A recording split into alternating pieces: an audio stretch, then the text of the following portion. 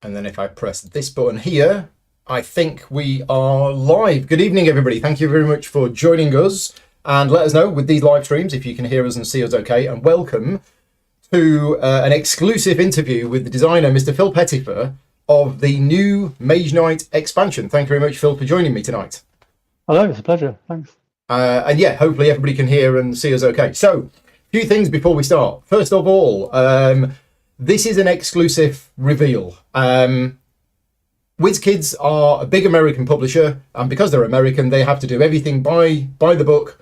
And in terms of getting information about their games ahead of release, it's always very difficult to do because they have a marketing department and they want to do everything by the book and everything else. However, I have a little bit of influence with them, and I've managed to persuade them to allow me to do this. So although this might seem like this is an advert for an upcoming game, and it sort of is, I'm not being paid for making this video. This is not a sponsored video. I'm doing this video because I want to do this video. Very, very excited about this new news, and I wanted to do this video to get the information out there. So yeah, this is not a sponsored video. WizKids have not paid me to do this whatsoever, but I did want to say a big thank you to Eric in particular, but also the other people at WizKids that have allowed me to do this, because it is unusual for a publisher like WizKids to allow somebody to do this. So that's where we are. Now then, Phil, tell us a little bit about how this expansion came about, because I know a little bit about it, but you know the full story. It all started during lockdown, didn't it? Yeah, so I mean, I hadn't been asked to do another expansion, but when lockdown happened and I had a bit of spare time, I thought, oh, what can I do with that spare time? Oh, I'll design another Mage Knight expansion. Why not do something like that? It was just a character, wasn't it, at the time? I think you were just working on a new character. Well, I kind of the initial thought was to create an expansion, and then it just turned into working on the character. Really, right? That's the thing that sort of caught me and got me going. So that's what I did. Yeah. So the character was pretty much completed 4 years ago now. Right.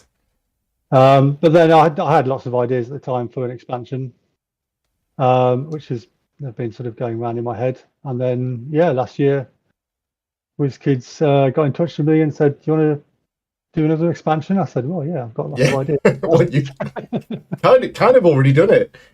So a little bit of a background. Me and Phil have known each other for 25 years. Yeah, it must be. Yeah. I mean, it was 1997, 1998 when I moved down to Hertfordshire and started going to the Hemel Games Club. So me and Phil have known each other for a very long time. We both attended a games club in Hemel Hempstead 25 years ago, which Phil now runs. You still running it? Literally until about 2 weeks ago when I moved. Oh, Phil's disappeared. Where's Phil gone? Hopefully mine is still going out. Oh, he's back. He's back again. You disappeared then. You said until 2 weeks ago. Oh, okay. Yeah. So I moved up to Nottingham 2 weeks ago. So I ran it literally until about 2 weeks ago. Right. So we've known each other for a very long time. And as many of you will know, I used to do a lot of work in the rulebook writing side of the industry. So I was a rulebook writer, rulebook editor, and things like that. I've mostly stepped away from that work now, and I no longer do that. But one of the people that helped me for a number of years while I was doing that was Phil. And Phil was pretty good at it. So when the opportunity came that I was getting work in that I wasn't able to take on, Phil would start doing that. So for the last, how many years have you been doing it now, Phil? You've been doing it, 4 or 5 years? Yeah, it must. Yeah, since lockdown, really. Yeah.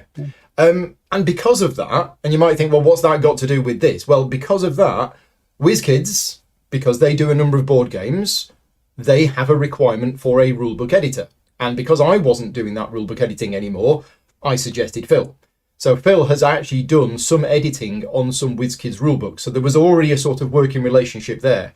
And then when the people at WizKids decided, I'll tell you what, maybe it's time for another Mage Knight expansion that I didn't think was ever going to happen again. I think Phil didn't think was ever going to happen again. They basically asked and Phil was like, well, yeah, I've kind of already done it. So yeah, it's really good that they've done it, because I thought after the Ultimate Edition, I thought that was them saying, we're now done. here is everything, we're finished, and they're going to move away from it. But they've not. They've got this new one. And before we go any further, what I'm going to do is I'm going to just move a tiny little bit to the right, because in the middle of the screen I'm going to show you the box cover. Now again, WizKids don't normally allow people like me to show their box covers of games. This is normally a proper release. So thank you very much for allowing me to do this. This is the box. Now I have to say, nothing is final here. Absolutely everything that we tell you tonight is still a work in progress. That is the box as I've been sent it at the moment. If the final box does not look exactly like that, please don't sue me. But it is Mage Knight, the Apocalypse Dragon. And I can tell you this, they have allowed me to share this information with you, but again, nothing is set in stone. They're targeting a Q1 release 2025. WizKids don't use Kickstarter or GameFound or anything like that. So retail Q1 2025 is the plan. And they've even told me that they're targeting a retail price of $60 or $59.99. Again, that's what they've said I'm allowed to tell you. But it's all subject to change, because Phil might decide, oh, I'll tell you what, I want 15 more minis in the game and I want them all battery operated and things like that. So yeah, the price might go up if Phil gets his way with battery operated dragons. But there we go. That's the information that we can tell you. So tell us about the Apocalypse Dragon and what's the theme behind this new expansion. So the Apocalypse Dragon was a being, if you like, in the original miniatures game, and it was this great powerful dragon that was supposed to bring about the end of the world, and it was defeated by these 4 great dragon slayers, and when it was defeated there was an egg left over. Well, the Apocalypse then managed to get their hands on the egg again, the Apocalypse cult, and their plan is to hatch the dragon again. Okay. And so that's where this expansion sort of comes up in the story. The Apocalypse cult are going to hatch the dragon again, and they need more dragon slayers to try and defeat it and prevent the end of the world. Right. So that is kind of the theme of the expansion. Okay. And it's interesting, and I was just talking to some people in the chat just before we went live, that a lot of people will think, oh, the original Mage Knight, oh yeah, that's the game from 2011. And it's like, no. The original Mage Knight is actually a sort of miniatures skirmish game with HeroClix miniatures that WizKids produced. And it wasn't really a board game at all. I've never played the original HeroClix game, but it was quite popular. And then when they approached Oblaja to do a board game version of Mage Knight, I think one of the things that caught a lot of people out who were Mage Knight players, original Mage Knight players, is that they were like, well, what's this? This is absolutely nothing like what we were expecting. And it is a completely different game with a different target audience. Yeah. But what's interesting is that the theme of the original game has actually sort of stayed there through it. There wasn't a question there, so I just kind of said sorry, you muted then for some reason. Oh right, okay. Yeah, sorry. So a lot of the same characters are in the board game, the same setting. Yeah, it's thematically it's pretty similar. Yeah. Okay, so what are we going to expect in this new expansion? First of all, how many new Mage Knights are going to be included in the expansion? So there's one new hero, right? So that sort of completes the set, if you like, because there's 16 basic action cards. Yeah. Each hero replaces 2, so this is like the last 2 cards that will be replaced. Right. So there's one new Mage Knight hero. There's obviously the Apocalypse Dragon. There'll be a nice miniature there. I think the plan is for you to fight. There's going to be a new type of enemy token. Right. There's new game mode, so there'll be there's going to be, but at least the plan is there'll be like a group of quest cards. So there'll be a new quest scoring mode. So okay, rather than winning the game based on fame and various other points that you did before, there'll be a new way to win the game, a new way to score your game. Right. And there'll be a campaign system with a bit of a story going on with it. Oh, now I didn't know that.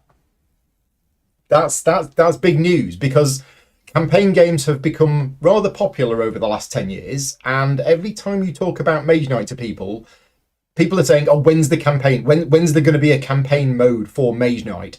My personal opinion is that the original 6-round scenario, Full Conquest, is a campaign. Because you're taking your Mage Knight from like this lowly whatever to this massively powerful hero. And a problem with a game like Mage Knight is that if you go, right, I've built up my character, I'm now going to play another game with that character, it wouldn't work because that character is now so powerful. So tell us a bit about this campaign mode. How is that going to work?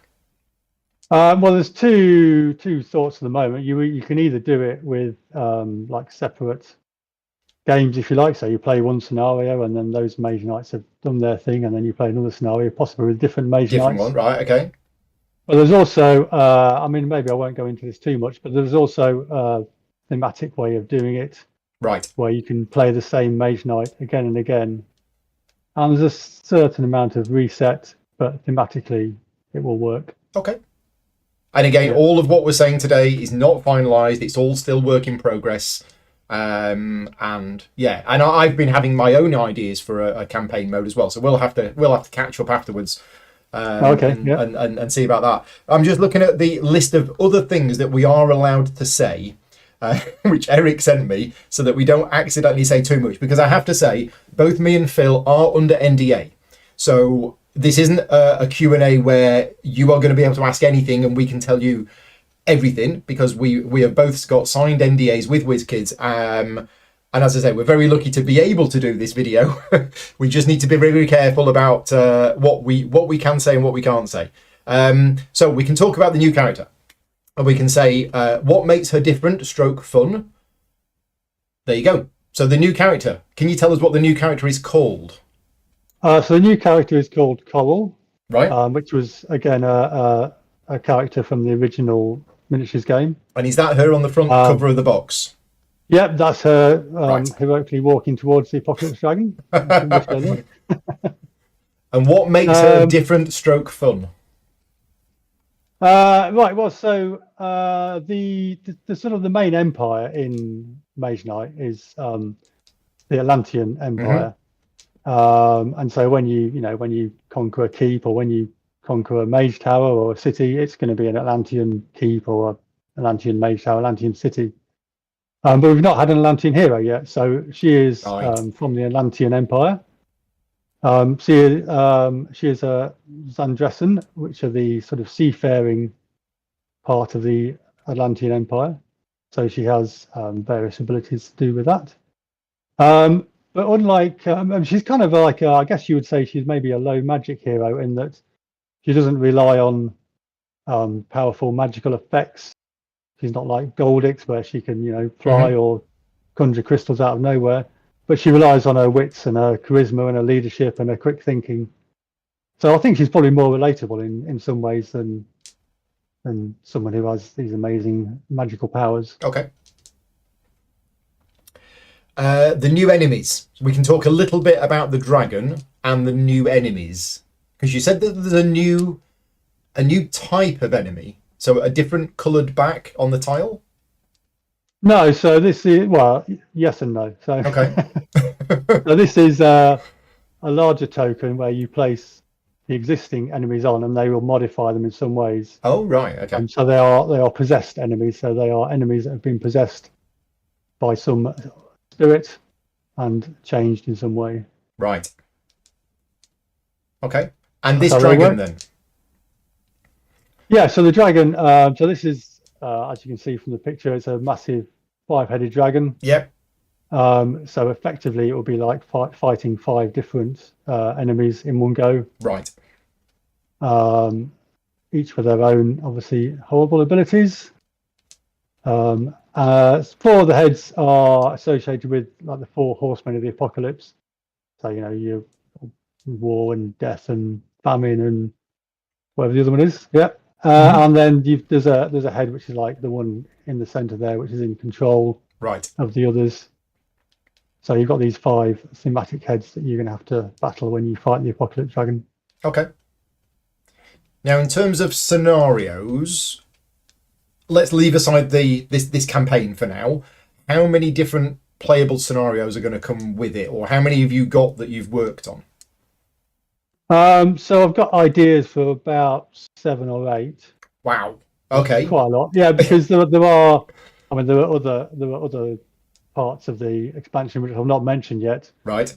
And the way I've tended to introduce those parts is to have a scenario which introduces that part. So Right. Okay. a scenario that isn't that complex, but it introduces this new part. Right. Which I haven't mentioned yet. There's several other things I haven't mentioned yet. Okay. So. Okay. But just to clarify, we're not saying that there is going to be 7 scenarios included in this game. Phil has got 7 that he's working on. We'll see. We'll see how many come in. But is each scenario going to be playable solo, cooperatively, and competitively, or are some going to be suited to certain modes? So the plan is that they'll all be playable solo, cooperative, or competitive. Right. Yeah. Okay. Because I know in the original game, the solo scenario was actually technically a separate scenario. Yeah.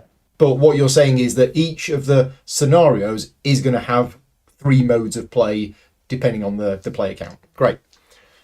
Yeah, so like the Tesla expansion where every scenario is playable in the 3 modes, yeah. Yeah. WizKids have also allowed us to say that there are going to be some new map tiles, but have asked that we don't go into any details and we don't show any pictures because we haven't actually got any pictures at the moment. If we did show you pictures, it would probably be just Phil's homemade prototype that he's knocked up at home. You don't want to see them. You don't want to see them. But I know when I posted about this on a couple of Facebook groups over the last week, one of the questions was, are there going to be new map tiles? So if we say yes, there are going to be map tiles, and presumably that means there's going to be new terrain types. New sites, yes. New sites, yes. Yeah. Okay, good. There are new sites. Right. I'm just looking through the list. I think that's most of the stuff that we're allowed to say. Just as I say, to stress that things aren't set in stone. The general concepts are there, but we're not sharing anything other than the box image. I mean, WizKids, for all we know, might be working on some of the artwork for some of the enemy tiles and things like that. I don't know. I don't know what they're working on in the background. But yeah, we're not allowed to share any of those things. So what else, Phil, did you want to talk about that we think we're allowed to talk about? I mean, maybe, yeah, like I say, so there are other parts of this game. Maybe the one major part which I've not mentioned yet, which is another sort of. Well, I've mentioned the quest. Have I mentioned the quest scoring? I forget what I mentioned now. You mentioned the quest scoring, yes. And I just realised, for anybody listening, I've actually had 2 microphones on. So if I sounded a bit echoey and a bit boomy, turns out I've had both of my microphones turned on. I've now turned one of them off. So hopefully I sound a bit clearer.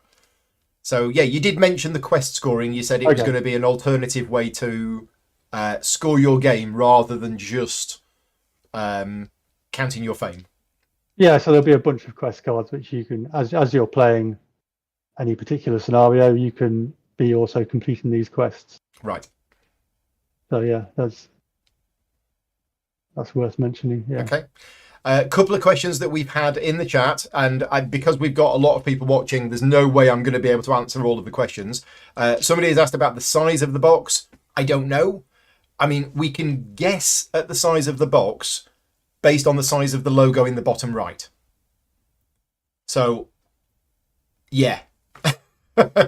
I don't know, about yay big, by yay big, but I don't know. Again, it's not finalised yet. They've basically knocked up this 3D render of the box, and I think they might even have the box in a display cabinet at Gamma. I don't think they're going to show any components because I don't think they've got any components yet, but I think they might have made a box and they might have put it in a glass cabinet, which, to be honest, is why I wanted to get this video done at the start of this month, because otherwise somebody else who's at Gamma at some point over the next week is going to take a photo of it, and yeah, all of the word is going to spread. There was another question about, will there be a new Ultimate Edition? I don't know. but I'm guessing not. I personally, if I was WizKids and I put out this Ultimate Edition, which was a big box with everything in, and then this new expansion came out, and then we went, right, you can now go and buy this new expansion. And then a year later, right, here's the super duper ultimate box, which actually has all of the old stuff in and the new one. Yeah, I don't think they will. But again, that's literally just me guessing. I have absolutely no idea what they've got planned for it. Another question in the chat was, is there going to be any more expansions after this one? And neither of us can answer that. I mean, Phil might, but if he knew that, he wouldn't be able to say anything. As far as I know, this was them saying, we want some more Mage Knight stuff, and Phil's given them all of the ideas that he's had going around in his head for 4 years. So, yeah, if there is, I don't know. There may be. I've no idea what WizKids' plans are for the future in the game. What else have we got? I'm sure there were some other questions, certain other questions later on, but again, the chat is going quite quickly, so I'm not able to see everything. Oh yeah, there was one question. There was somebody on BGG about 4 years ago who did create a fan-based scenario for this game that I think was also thematically around the Apocalypse Dragon. Now, we spoke about this offline, and Phil, you've said that what you've worked on here is not connected to that in any way, shape or form. No, so I did know of its existence, and in fact, I think I'm on the Facebook Mage Knight board game group, and I think they posted it there, and I sort of made a comment at the time about 4 years ago. Oh, if I'd done another expansion, it would have been right about the Apocalypse Dragon. And okay. So I had already sort of had that in my mind, but I've not actually purposefully not looked at their at their version, because that wouldn't be a good thing to do either way, really. It may be worth looking at it now, just in case you've accidentally copied all of their stuff. But if you have, then yeah, apologies, because but Phil's not looked at that. Now, I just wanted to go right back to the start of the interview, because I know you enjoy Mage Knight as a game, but I didn't realise that you actually knew quite a lot about the lore and the history of the world, which you must have done in order to... I mean, I didn't even know there was an Apocalypse Dragon. I don't know anything about it. So where have you read that information from? Yeah, so right back when we did the first expansion, when Lost I Legion. helped work on that, I just started reading some of the backstories and things, because we were thinking of what new enemies to come up with, what new items to come up with, and I thought, well, it would be nice if we could take something from the original lore, right? To keep that sort of story going, and there are a lot of stories out there. They used to do something called the Scrying Chamber. I think it was like every week or something, where they'd have a story, an ongoing story. And so there's actually loads and loads out there to read about the lore. Right. And I just started reading it, and I was enjoying it, so I thought, well, I'll carry on reading it just for fun. Okay. Yeah. And is this all information that you can find in various places on the internet? Yeah, if you look for it, you'll be able to find it. There's various websites that have it all on there still, in PDF form or whatever it is. Yeah. Okay. Yeah. But there's nothing new for it then. It's all old stuff, is it? Well, they did the Mage Knight Resurrection a little while ago, didn't they? Where they brought out some more miniatures for the miniatures game. Okay. And they did a little bit more story then, but only a little bit. Yeah. Right. It's mainly all the old stuff. Yeah. Right. Okay. So there is a lot of lore there that's available. And was that lore? Was it written by WizKids? Was it in-house lore from the design and development team, or was it fan-based lore? Yeah, I think it was all in-house. Yeah. Right. Okay. Cool. A couple of questions in the chat. So one of them is, a number of people have been asking about Vlager's involvement in it, and what we can tell you is that Vlager has effectively given his blessing. I mean, I've worked with Vlager for many years. Phil's also worked with Vlager. We both worked with him on the Lost Legion expansion and things like that. So, yeah. He's not directly involved in the design of it, but I personally don't know what agreements he's got with WizKids about his level of involvement after the design and development work is done. That's more for them. I have pinged him a message last week just to say, hey, we're doing this live stream tonight. He might be in the chat. I don't know, but I've not actually spoken to him directly myself. A couple of other people are asking about standard new stuff. Is there going to be more advanced actions? Is there going to be more spells? Is there going to be more units and things like that? So there's no plans at the moment for sort of advanced actions, spells, or units. No. Right. No. Interesting. Because normally with games like this, every time there's an expansion, there's normally more stuff like that thrown in. But well, we'll see. We'll see. We'll see. You know. I mean, to be fair, there's already enough. It doesn't need any more. So it's kind of good that there isn't any more. But it just means if you're going to do no more, you need good ideas for them. So we'll see if I can come up with any ideas. Yeah. Yeah. Okay. Cool. Right. So yeah, I don't know. I don't know whether I've got any more to ask. What else did you want to talk about that we've not spoken about yet? No, I think you've covered it all. I'm looking at my list here. I think yeah, it's all been covered. We've covered everything that we're allowed to cover.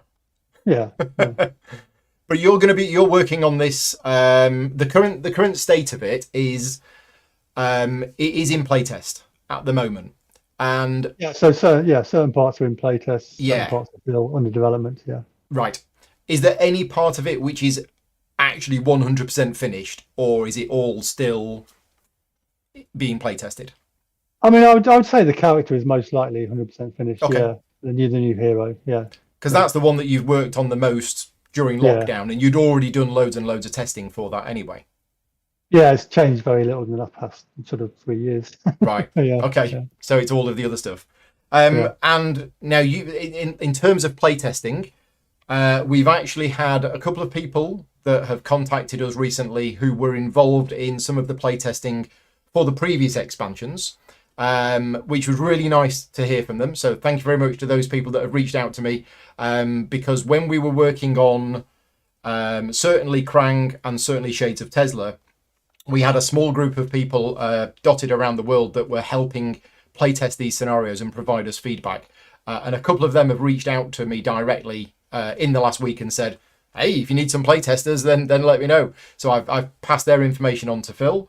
Also, my Patreon supporters, they have access to a Mageknight channel, which we are running, where people can get access to the playtest files. Now, I have to say, I'm not going to say that if you join my Patreon campaign, suddenly you will have full access to all of the Mageknight information. You will have to go through the process of signing an NDA. So yeah, please don't suddenly think, oh, if I just pay Paul $3 now, I can get access to all of the new stuff. You won't. You may request to get access to it. At that point, I will put you in contact with Phil. You will have to go through the process. You will have to sign an NDA. If you want to do that, then great. But it's really nice to see, because I'm a member of that channel on our Slack group, that there are a number of people that are playtesting those scenarios for you. And those people are, you don't know those people, Phil. I know those people, but you don't know who they are. So the feedback you're getting from them is probably different from normal. Yeah, I mean, I think I know a couple of them, but yeah, most of them I don't know. Yeah. Right. But yeah, I occasionally I will have a look on the Mageknight channel and I will see that, I will see that, oh, somebody's there playing it and giving feedback and things like that. So yeah, and that's going to be carrying on. So as I say, WizKids are targeting Q1 2025 for the release of the game, but it really depends on a number of factors. If Phil wants to put these 7 scenarios in there and they all need testing and things like that, and sometimes testing can take longer than expected, then yeah, it may be a bit longer. But I'm pretty sure that WizKids will only publish the game once it's ready, and I'm sure Phil will only say it's done when it's done. So yeah, we'll see how we get on. For those people who have the Ultimate Edition and haven't played it enough to justify new expansion, phone up your employer right now and say, I quit. and then just spend the rest of the week playing Mage Knight. That's my personal advice. I think everybody... No, don't. I'm not saying that. But yeah, Mage Knight is one of those games which deserves the plays. But also, if you haven't explored Mage Knight enough, it is one of those games that you don't need any expansions. You know, there are certain board games that come out where once you've played it a couple of times, you think, oh, I must get an expansion. The base game of Mage Knight, you could play that dozens and dozens of times and not need any expansions. The expansions are there not for people just to buy more stuff, but they're there for the fans of the game who love the game and want some additional things. Yeah, right then. Good luck with the rest of the testing then. It's not, yeah. We will speak offline about campaign modes and things like that. Because yeah, I've had a couple of ideas myself, which you might have already thought of, but we'll see. Okay, yeah, sounds good. And for everybody who's been watching, thank you very much for watching. As I mentioned at the very start, this was not a sponsored video, and in fact, all of my advertising revenue always goes to charity. That's the thing which I do on my channel. No matter what video it is, every penny that I make from advertising revenue on YouTube goes to charity. Now, this video, we've got 540 people watching live, and I expect we're going to get quite a few views on this video afterwards. So thank you to everybody who's watching, because that every view makes a little bit more money for charity. And the reason why I can do this is thanks to the support of the Patreon campaign. So yeah, a huge thank you to all of my Patreon supporters for making the channel possible and making what I do possible and helping me donate this money to charity. And that's it. Thank you very much, Phil, again. Thank you very much to everybody for watching, and we will see you all next time. Bye-bye.